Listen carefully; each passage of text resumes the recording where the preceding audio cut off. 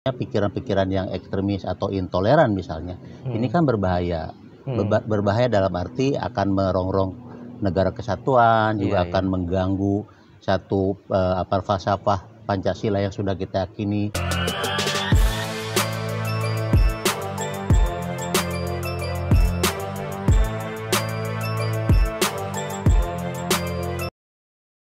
Oke, bismillahirrahmanirrahim. Assalamualaikum warahmatullahi wabarakatuh. Jumpa lagi bersama saya Arif Fadila di Geo TV. Kali ini kita sedang berkunjung ke Pascasarjana UIN Syarif Hidayatullah Jakarta. Tentunya kita akan ketemu orang hebat di sini. Jadi kita akan ngobrol, bincang hangat, bicara soal PTKI, bicara soal moderasi beragama, bicara soal kasus-kasus intoleran yang memang banyak tumbuh dan berkembang di Indonesia belakangan ini. Bahkan itu muncul dari kampus-kampus, dari sekolah-sekolah yang secara basic adalah sekolah-sekolah agama. Nah, kenapa demikian? Nanti kita akan bincang bersama Direktur Pascasarjana. Selamat siang, Prof. Selamat siang. Jadi beliau ini merupakan Direktur Pascasarjana. Beliau bernama Prof. Asep Saifuddin Jahar. Ini dulu kalau saya masih mahasiswa, Prof ini masih dekan saya, Prof. Ya. Sekarang saya pengen wisuda, Prof udah jadi Direktur Pasca, Prof. Ya. Wisuda ya. Gimana kabarnya, Prof? Baik, alhamdulillah.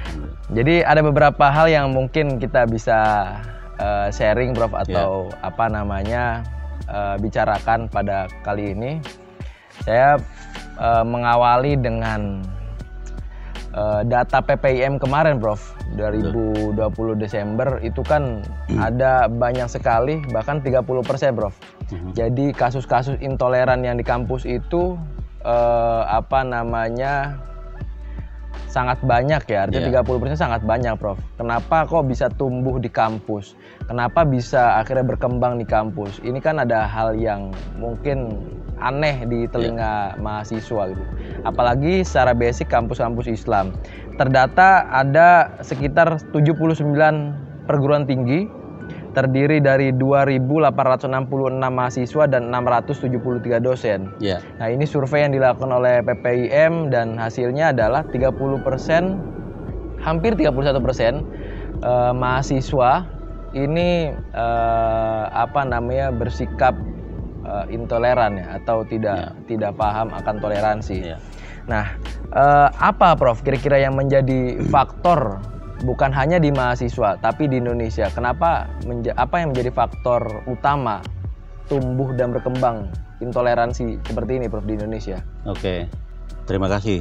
Pertama kita menelisik dulu ya terkait dengan toleransi di Indonesia ya. Sebenarnya masyarakat kita itu kan masyarakat toleran ya. Iya, Bro. Dengan adanya masuk Islam, berbagai budaya ke Indonesia, artinya masyarakat Indonesia memang menerima dan menghargai perbedaan. Itu poin pertama yang menjadi kekayaan kita. Karena itulah Islam subur di Indonesia, agama lain juga hidup, berbagai macam budaya, adat juga hadir di sini dan diterima. Itu yang pertama. Nah, yang kedua terkait dengan perkembangan atau tren di milenial ataupun di tahun 2000-an atau tahun 90-an akhir, memang menjadi suatu hal yang perlu kita pahami. Kita sebelum masuk ke perguruan tinggi, yang pertama tentu ini kan ada hubungannya dengan dunia luar, itu yang pertama. Ya, hubungannya dengan dunia luar itu kan ya tentu transfer knowledge dari mungkin juga dari barat, mungkin juga dari timur tengah, sehingga itu menjadi pemahaman. Itu yang pertama, artinya ada satu transmisi ideologi. Dan yang kedua, memang kita harus memahami dalam toleransi itu dalam konteks struktur sosial atau struktur masyarakat. Misalnya terjadinya ada orang yang kaya, ada orang yang berbeda dan sebagainya, itu menimbulkan suatu kecemburuan. Dan yang selanjutnya yang perlu kita pahami juga dalam konteks toleransi itu adalah bagaimana hubungan sosial atau social linkage. Yang ini nanti akan di perguruan tinggi. Dan yang selanjutnya tentu ini menjadi bagian yang kita lihat dari pendidikan. Iya.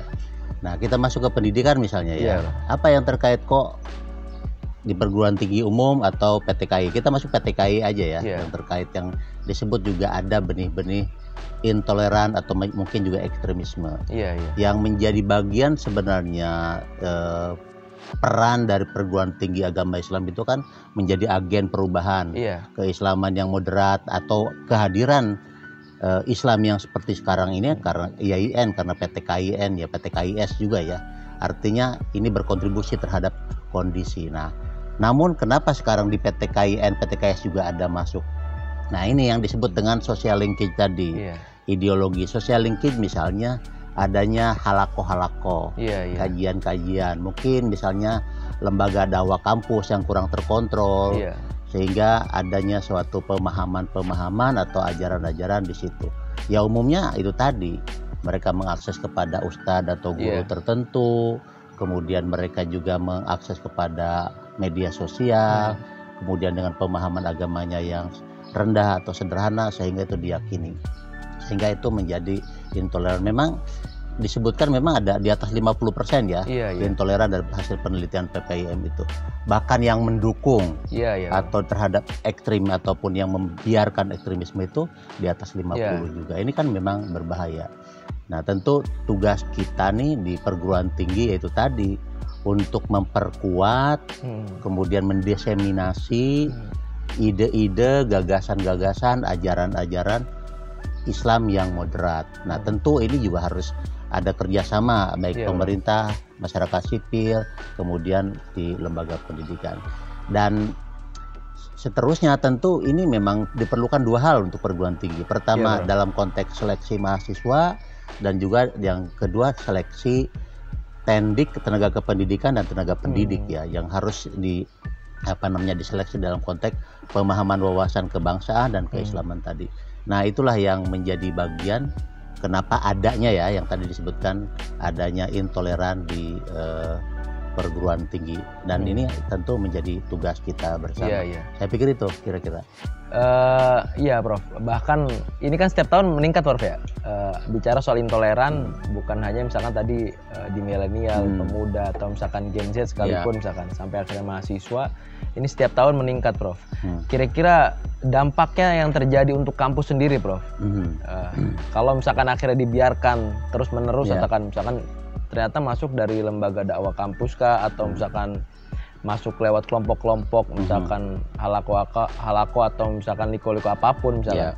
Apa dampak yang paling ekstrim, Prof, ketika ini dibiarkan terus-menerus? Karena mengingat ini terus bertambah. Kira apa dampaknya, Prof?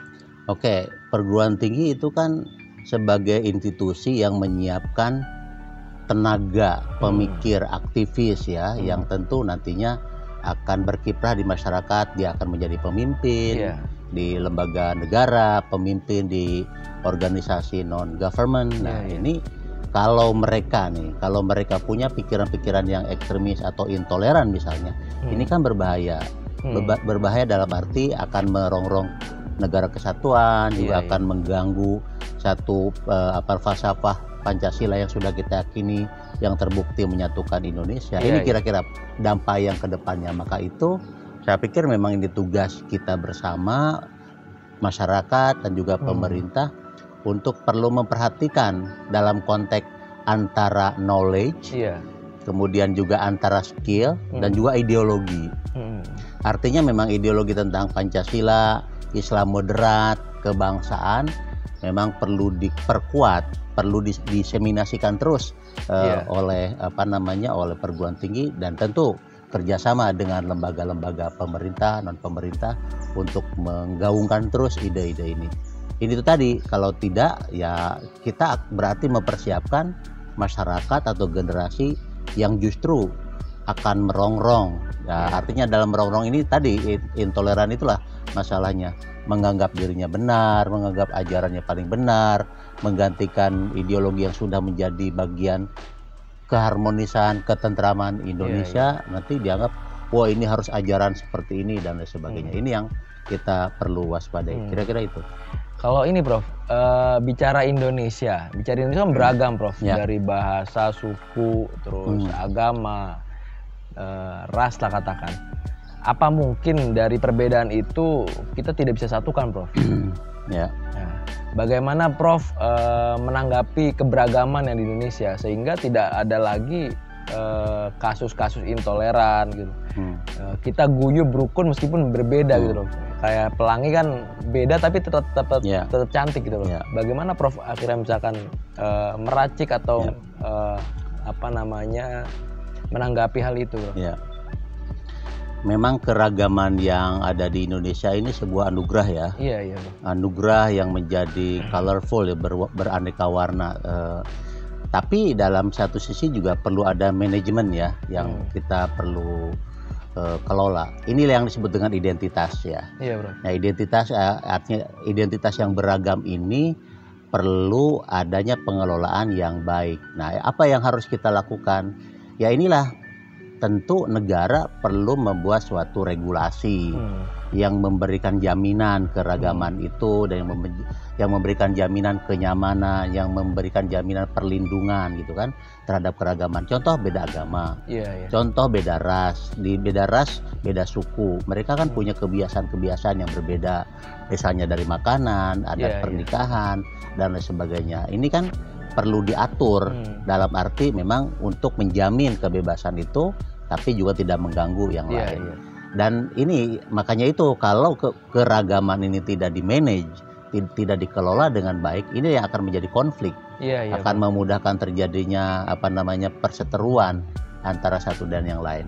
Dan saya pikir memang Indonesia adalah salah satu yang terkaya dengan keragaman bahasa, suku, agama dan lain sebagainya. Ini kalau tidak dikelola dengan baik akan bahaya. Nah, untuk itulah poin misalnya kita juga harus memberikan pemahaman kepada para politisi, birokrat, akademisi, pengusaha, mungkin juga angkatan, militer, TNI dan lain sebagainya di dalam keragaman ini sehingga mereka terpatri ya, tersatukan oleh yang disebut dengan Negara Kesatuan dan Pancasila. Maka yang lebih lagi yang harus kita tadi kembali kepada ideologi, bagaimana di berbagai level difahamkan terkait dengan kesatuan itu, yaitu Pancasila. Dan bagaimana yang disebut dengan persatuan Indonesia ini menjadi satu ikon utama. Keragaman itu adalah satu kekayaan, tetapi keragaman bukan untuk dibenturkan. Ya, misalnya jangankan jauh-jauh kita di rumah, antara saudara kan mungkin berbeda, tetapi bagaimana, nah ini toleran. Kita menghormati perbedaan itu. Atau kita mungkin dalam bahasa lain toleran yang pas artinya berdiam terhadap perbedaan itu, tidak mengganggu, menghormati. Tetapi itu juga memang harus ada bingkainya, yaitu regulasi. Nah, maka itulah yang disebut dengan law enforcement. Pelaksanaan hukum harus tegas, harus jelas, tetapi bukan berdasar kepada hukuman agama, tetapi hukuman negara, yaitu dengan law enforcement berdasar kepada undang-undang dan Pancasila itu sendiri yang menjadi poin. Kalau kita berpegang kepada itu, saya pikir semua keragaman itu akan dikelola dengan baik. Dan keragaman ini membawa rahmat. Nah, kan di dalam Islam juga diajarkan jadi bahwa ikhtilaf umati rahmah. Jadi perbedaan itu rahmat atau satu pemberian kasih sayang dari Tuhan. Ya, yang disebut dalam Islam juga kan bagaimana kita diciptakan berbangsa-bangsa dan berbeda. Lita'arofu itu bukan saling mengenal, tapi memahami perbedaan itu sehingga ada makrifah, ada hikmah yang memang kita bisa bersyukurlah.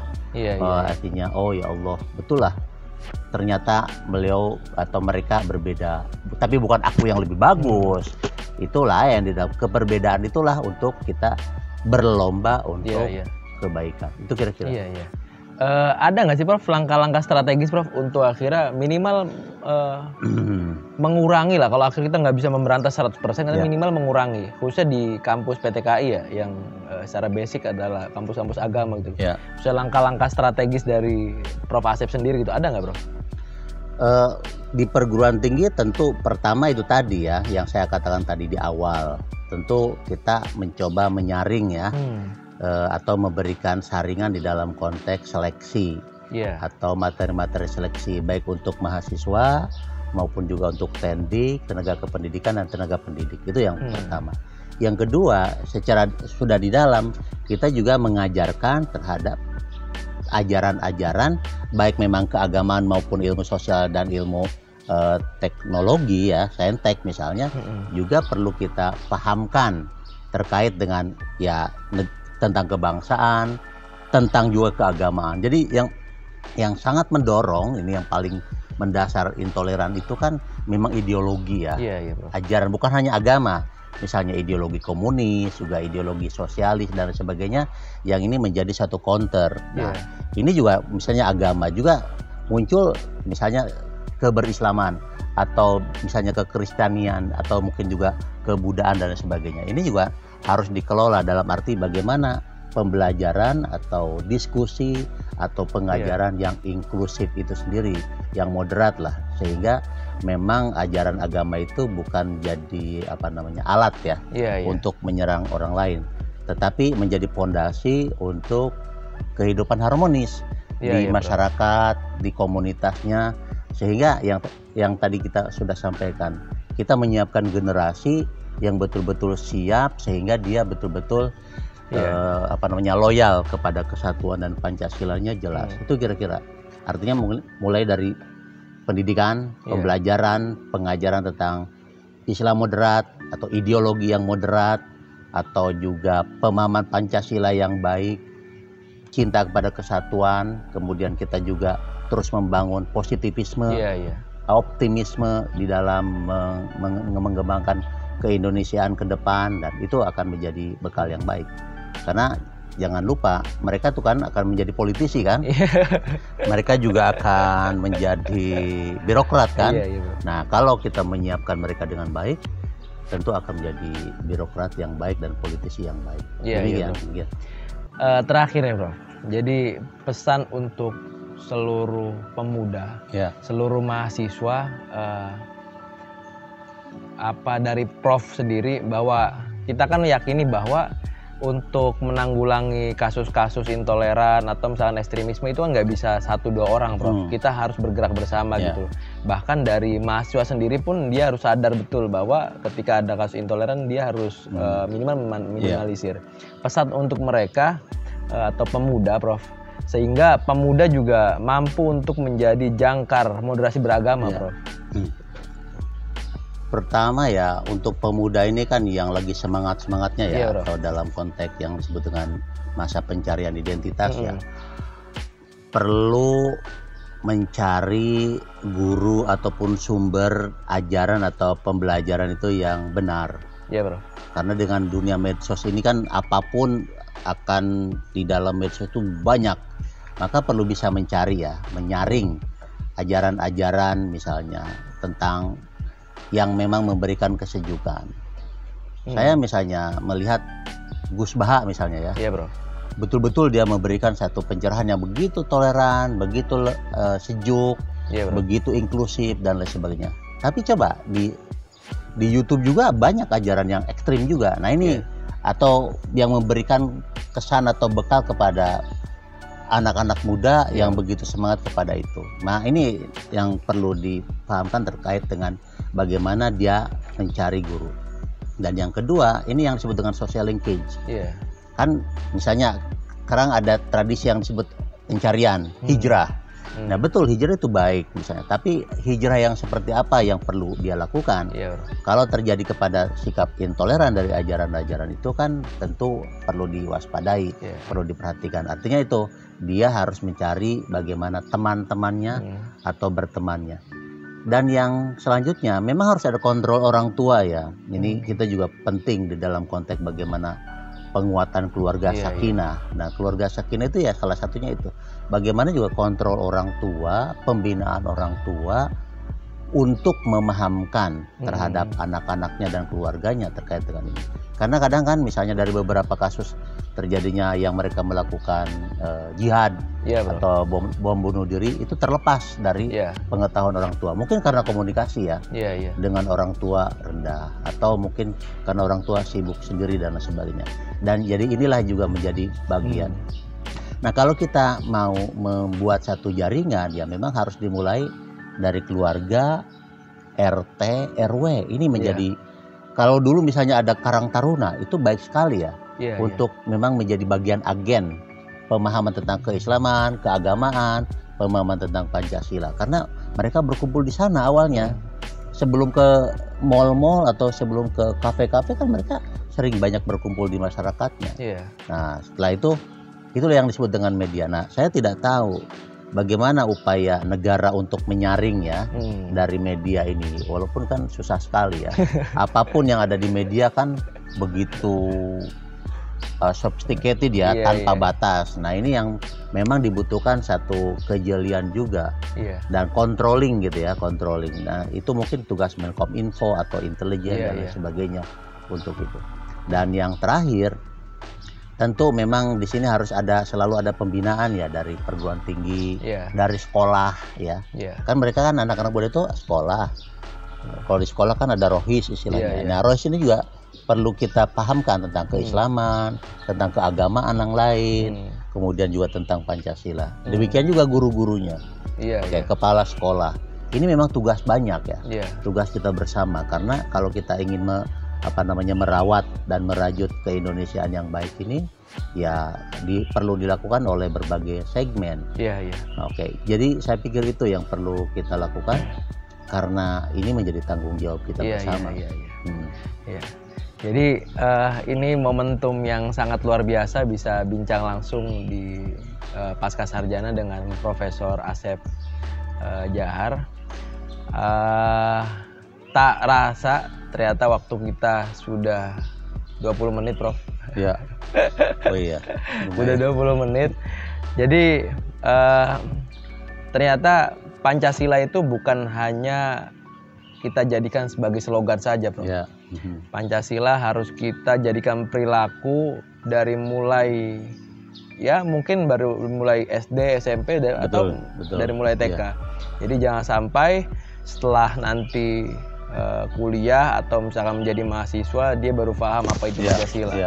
Jadi harus ditanamkan dari sejak dini. Dari saya Arif Fadilah. Assalamualaikum warahmatullahi wabarakatuh. Waalaikumsalam. Terima kasih, Prof, atas waktunya, Prof. Sama-sama. Waalaikumsalam warahmatullahi wabarakatuh. Salam sehat, Prof. Sama-sama, sehat selalu.